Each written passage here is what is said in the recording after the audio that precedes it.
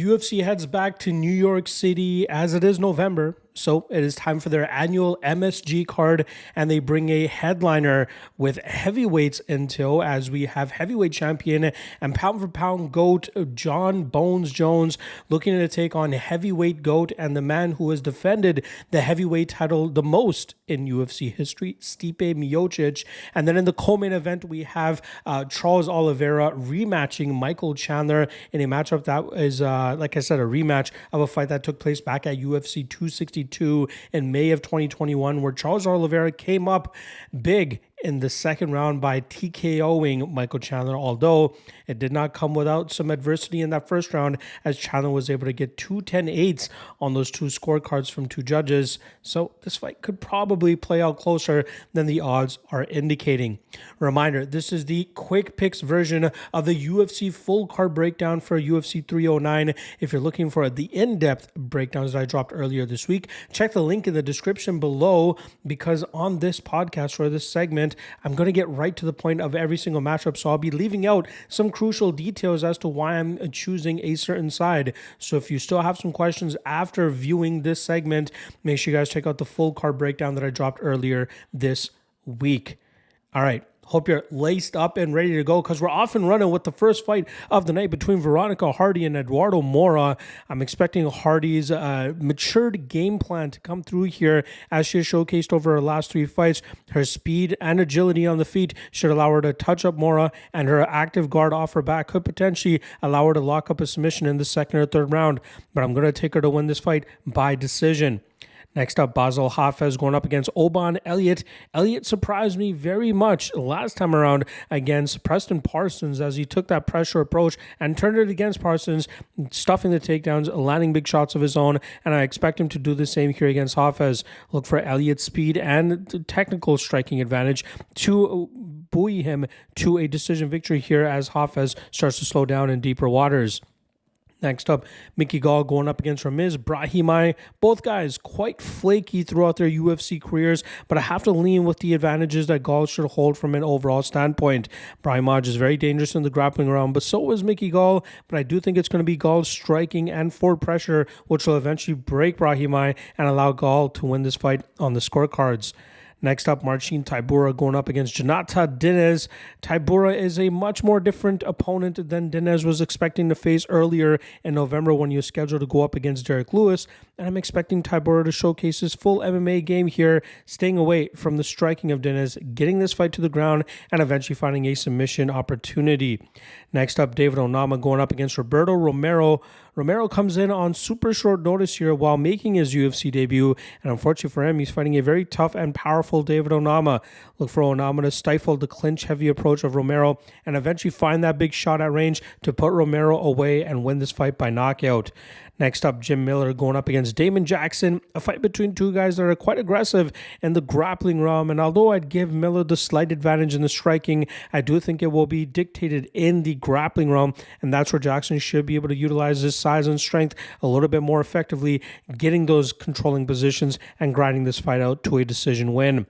Next up, Chris Weidman going up against Eric Anders. Again, two guys kind of flaky in the middleweight division at this stages of their career, but I was impressed from what we saw from Weidman against Bruno Silva back in March. Besides all the eye pokes that led to the finish of that fight, I do believe we saw Weidman showcase more confidence in his striking game, especially when his grappling wasn't really working out. I'm expecting that to be replayed here and replicated against Eric Anders.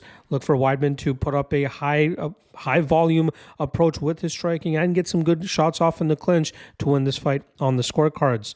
Next up, Jonathan Martinez going up against Marcus McGhee. Wow, how quickly people forget that Martinez was a favorite going up against Jose Aldo last time around. And now that the new hot kid is on the block with Marcus McGhee knocking out his first three UFC opponents, we're getting Martinez at an underdog price. I have to bet him at this spot, especially as the underdog here at plus 110, plus 115, as I think his leg kicks will come into play, slow down Marcus McGhee, and allow Martinez to get to work with his hands in the second and third rounds to win this fight on the the scorecards. Next up, Mauricio Ruffy going up against James Llontop. Odds way too wide in my opinion here, but I do believe that Ruffy is the slicker striker of the two fighters here. Llontop's aggressiveness will get him countered and touched up, but Llontop has shown solid durability throughout his career. I think we'll see this fight go over 1.5 rounds, and Ruffy likely winning this fight on the scorecards. Next up, Viviane Araujo going up against Karine Silva. Silva, I do not think is as good as the odds are making her seem, but I think her eventual grappling approach in the second and third rounds is really going to wear out Araujo, who could have some success early with her striking, but look for Silva to grind this out, get into deep waters, maybe getting a submission in the second or third round, but my official prediction will be for her to win by decision. Next up, Bo Nickal going up against Paul Craig. Obviously, Nickal taking slow and steady steps up the rankings here to try to round out his MMA game. I do think he'll utilize his striking a little bit more effectively here, looking for that knockout against Craig rather than going into the guard, which is so dangerous of Craig's. Although, I would not be surprised if Nickal wants to get to his arm triangle choke and showcase that he can submit somebody as high level as Paul Craig. Regardless, I'm going to go Nickal and Nickal by knockout here, but that plus 200 submission prop on Nickal is definitely worth a bit of a thought. Next up, Charles Oliveira going up against Michael Chandler. Like I said, a rematch from a fight that took place at UFC 262. And if you go back and watch it, you saw Chandler had some big success in that first round, landing big shots, getting 2 10-8s from 2 judges, but ultimately getting knocked down in the opening seconds of the second round. I do believe that Oliveira will still hold all the advantages in this matchup, but he can be touched up and dinged and possibly put away. I love the under 1.5 in this spot. I am going to lean with Oliveira as my prediction, but you have to consider Chandler as an underdog, especially above plus 200. Next up, main event time. Jon Jones looking to defend his heavyweight title for the first time against heavyweight kingpin Stipe Miocic. I do believe Jones will be able to continue his dominant ways just as he showcased against Saragon last time around. And I think we'll see him get to his grappling and keep Miocic on his back, dominate him from that top position, maybe get some of those 12-6 elbows that got him disqualified against Matt Hamill. But I ultimately think Jones will eventually find the neck of Miocic and slap on a choke and get the submission victory here. And still, John Bones Jones. Hopefully Jones sticks around and ends up fighting Tom Aspinall next, but that is another conversation for another podcast.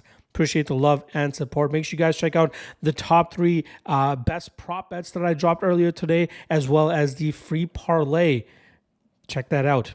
All right, KSW 100 also goes down Saturday morning, so make sure you guys tune in for that. I'll have written breakdowns for that on the MMA LOT and Patreon page. So check the link in the description below. Otherwise, good luck on all your action this weekend, folks. And I'll see you guys again Monday to break down UFC Macau. Peace.